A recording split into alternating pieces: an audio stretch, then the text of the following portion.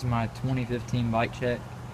Starting off the top, we got ODI long neck super soft with some fit bar ends. I got some Shadow local bars, 8.75 rise. I got a Shadow stem with a Colt headset, and I got a Claw Stevie forks. On the front wheel, I got a stock front wheel Revenge. And I got Odyssey Chase Hawk tires front and back. My frame's a Bsd Alex 21-inch top tube. And I got a Demolition Market pivotal seat with some stock seat post.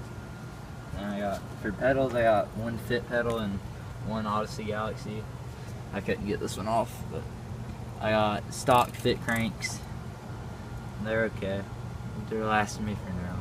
I got a Shadow 28-2 sprocket with a Colt 410 chain for my back wheel. I run a Primo Freemix left-hand drive.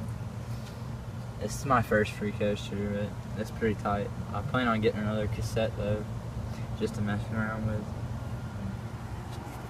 That's my Bike Check.